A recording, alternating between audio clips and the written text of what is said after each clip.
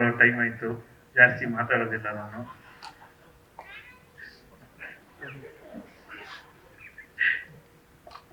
ಎಲ್ಲ ತುಂಬಾ ಜನ ಎಲ್ಲ ಹೇಳಿದ್ದಾರೆ, ಮತ್ತು ನಾನು ಅದನ್ನೇ ಹೇಳೋದಲ್ಲ. ಮುಂಭಾಗದಲ್ಲಿರುವ Rajendra Singh Babu sir, Velu sir, Ramana Joshi madam, Sundararaj sir, ನಮ್ಮ ಅಸ್ಟ್ರಾಲಜರ್ ಆತ್ಮೀಯರು ನರೇಂದ್ರ ಶರ್ಮಾ ಅವರೇ, ಮತ್ತು ಹಿರಿಯ ಕಲಾವಿದ ನಮ್ಮ ಡಿಗ್ರಿ ನಾಗರಾಜ್ ಸರ್, ಇನ್ನೂ ಅನೇಕರು ನಮ್ಮ ಬಣಕಾರ್ ಸರ್ ಇದ್ದಾರೆ. ನಿಮ್ಮೆಲ್ಲರಿಗೂ ವಂದಿಸ್ತಾ ಮತ್ತು ಇಲ್ಲಿ ನೆರೆದಿರುವ ಪ್ರತಿಯೊಬ್ಬರಿಗೂ ನಮಸ್ಕಾರ ಮಾಡ್ತಾ, ಯಾರು ಕಾಣಿಸ್ತಾ ಇಲ್ಲ ನಮಗೆ ಅಣ್ಣ, ಎಲ್ರಿಗೂ ನಮಸ್ಕಾರ ಮಾಡ್ತಾ, ಮಾಧ್ಯಮ ಮಿತ್ರರಿಗೆ ಅಣ್ಣ ಕಾಣಿಸ್ತಿಲ್ಲ ಅಣ್ಣ, ನೀವು ದೂರ ಯಾಕಣಕ್ಕೆ ಬನ್ನಿ ಅಣ್ಣ, ಫ್ರಂಟಲ್ಲಿ ಬನ್ನಿ. ನಮ್ಮ ಮಾಗಡಿಯ ಜನಸೇವಕರು ಕೃಷ್ಣಮೂರ್ತಿ ಸರ್ ಬಂದಿದ್ದಾರೆ, ಅಭಿನವ ಕೆಂಪೇಗೌಡ ಅವರು, ಅವ್ರಿಗೂ ಕೂಡ ವಂದಿಸ್ತಾ, ಹೆಚ್ಚು ಮಾತಾಡೋದು ಈಗಾಗಲೇ ಬಹಳಷ್ಟು ಜನ ಮಾತಾಡಿದ್ದಾರೆ, ನಾನು ಅದನ್ನೇ ಪುನಃ ಹೇಳೋದಲ್ಲ.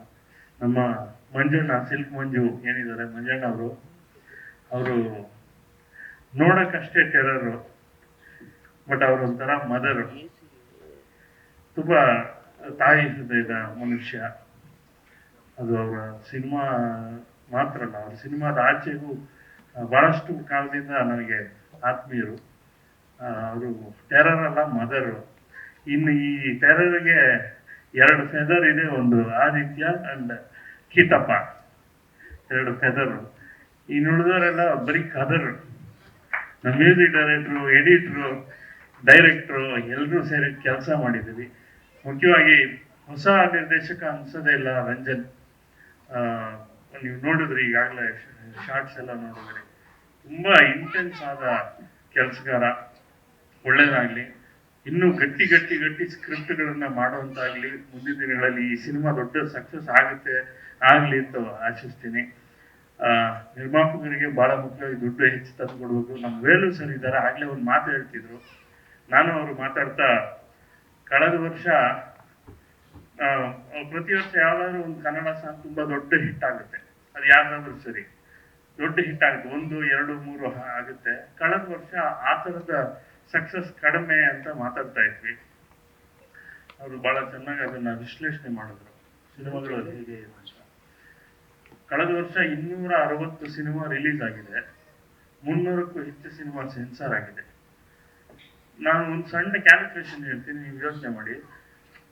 365 ದಿವಸ ಇದೆ ವರ್ಷಕ್ಕೆ, 260 × 5 ಹಾಡು ಅಂದ್ರೆ 1000 ಚಿಲ್ಲರೆ ಆಗೋಯ್ತು, 1250 ಹಾಡಾಯ್ತು. 365 ದಿವಸದಲ್ಲಿ ಅಷ್ಟು ಹಾಡು ಕೇಳಬೇಕು ಅಂದ್ರೆ ದಿನಕ್ಕೆ 3.5 ಹಾಡು ಬರುತ್ತೆ ಲೆಕ್ಕ. 3.5 ಹಾಡು ದಿನ ನಿಮ್ ಕಿವಿ ಕೇಳಿಸ್ತಾ ಇರುತ್ತೆ. ಚೆನ್ನಾಗಿರೋ ಹಾಡು ಕೂಡ ಅದನ್ನ ಇನ್ನೊಂದು ಹಾಡು, ಮಾರನೇ ದಿವಸ ಬಂದಿದ್ದ ಹಾಡು ಆ ನೆನ್ನೆಯ ಹಾಡನ್ನ ಅಳಿಸಿ ಅದರ ತಲೆ ಮೇಲೆ ನಿಂತಿರುತ್ತೆ. ಇದು ಬಹಳ ದೊಡ್ಡ ಚಾಲೆಂಜು ಕನ್ನಡಕ್ಕೆ. ಕನ್ನಡ ನಿರ್ಮಾಪಕರಿಗೆ, ನಿರ್ದೇಶಕರಿಗೆ, ಕಲಾವಿದರಿಗೆ, ತಂತ್ರಜ್ಞರಿಗೆ ಇರುವ ಚಾಲೆಂಜ್ ಏನು ಅಂದ್ರೆ, ತಮಿಳಿನಲ್ಲೇ ಪೈಪೋಟಿ, ತಮಿಳ್ನಾಡಲ್ಲಿ ತಮಿಳು ಸಿನಿಮಾನೇ ಪೈಪೋಟಿ, ಆಂಧ್ರದಲ್ಲಿ ತೆಲುಗು ಸಿನಿಮಾನೇ ಪೈಪೋಟಿ, ಕೇರಳದಲ್ಲಿ ಮಲಯಾಳಮೇ ಪೈಪೋಟಿ. ನಮಗೆ ತೆಲುಗು, ತಮಿಳು, ಕನ್ನಡ, ಮಲಯಾಳಮ್ಮು, ಹಿಂದಿ, ಇಂಗ್ಲಿಷ್ ಸಮೇತ ಇಷ್ಟೂ ಭಾಷೆಯ ಪೈಪೋಟಿಯಲ್ಲಿ ನಮ್ಮದೊಂದು ಸಿನಿಮಾ ಗೆಲ್ಲಬೇಕು ಅಂದ್ರೆ ಇವತ್ತಿನ ಕಾಲದಲ್ಲಿ ಇನ್ನೂ ಕಷ್ಟ ಇದೆ. ಅಂಥದ್ರಲ್ಲಿ ನಾವೆಲ್ಲ ಇನ್ನೂ ಸರ್ವೈವ್ ಆಗಿದ್ದೀವಿ, ಸಿನಿಮಾಗಳನ್ನ ಅಷ್ಟೇ ಗಟ್ಟಿಯಾದ ಸಿನಿಮಾ ಗುದ್ದಾಡ್ತಾನೆ ಇದ್ದೀವಿ ಅಂತಂದ್ರೆ ನಮ್ಮ ಟೆಕ್ನಿಷಿಯನ್ಸ್ಗೆ ಇರುವ ಶಕ್ತಿ ಬಹಳ ದೊಡ್ಡದು ಅಂತಾನೆ ಅರ್ಥ. ನಮ್ಮ ನಿರ್ಮಾಪಕರುಗಳಿಗಿರುವ ಧೈರ್ಯ ಬಹಳ ದೊಡ್ಡದು ಅಂತಾನೆ ಅರ್ಥ. ಈ ಸಿನಿಮಾ ಕೂಡ ಮತ್ತೆ ಅದೇ ಒಂದು ಧೈರ್ಯವನ್ನು ಪ್ರೂವ್ ಮಾಡುತ್ತೆ. ಎಲ್ರಿಗೂ ಒಳ್ಳೇದಾಗ್ಲಿ. ಮತ್ತು ವಿಶೇಷವಾಗಿ ಪಾಪ ಬಾಂಬೆಯಿಂದ ಬಂದಿದ್ದಾರೆ ಶಿವಾಂಗಿ ಅವರು. ಬೊಂಬೆ ಹಾಡು ರಿಲೀಸ್ ಆದ ಸಂದರ್ಭದಲ್ಲೇ ಇನ್ನೊಂದು ಹಾಡು ರಿಲೀಸ್ ಆಗಿತ್ತು. ಸ್ವಲ್ಪ ಟೆನ್ಷನ್ ಆಗ್ತಿತ್ತು, ನಮ್ಮ ಲಿರಿಕ್ ಏನೇನು ಹೇಳ್ತಾರೋ ಅಂತ. ಆದ್ರೆ ಯಾರು ಏನು ಅಂತದ್ದು ಹೇಳಲಿಲ್ಲ, ಚೆನ್ನಾಗಿದೆ ಅಂತ ಅಂದ್ರು.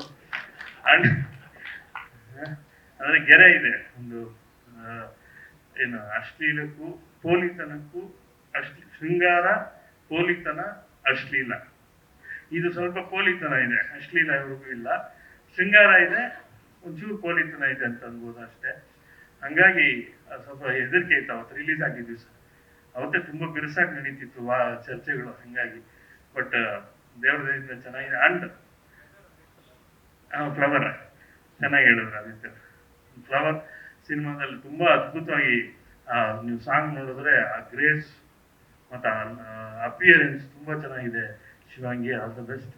ಇಡೀ ತಂಡಕ್ಕೆ ಒಳ್ಳೇದಾಗಲಿ. ಶಮಿಕಾ ಅವ್ರಿಗೂ ಸರಿ ಶಮೀರಾ ಅವ್ರಿಗೂ ಒಳ್ಳೇದಾಗ್ಲಿ. ಇನ್ನು ಹೆಚ್ಚು ಮಾತಾಡೋ ಸಮಯ ಅಲ್ಲ, ಇನ್ನೂ ತುಂಬಾ ಜನ ಇದ್ದಾರೆ ಅನ್ಸುತ್ತೆ. Thank you very much. Thank you so much Nagendra sir. Thank you so much. ಇನ್ನು ಒಂದೇ ಒಂದು ಮಾತಾಡ್ಬಿಡ್ತೀನಿ. ಚಿಂಟು, ಸುಧಾ ಇವರಿಬ್ರು ಈ ಸಿನಿಮಾದ ಬ್ಯಾಕ್ ಅಲ್ಲಿರೋ ಏನು ಕದರ್ಗಳು. Thank you so much sir.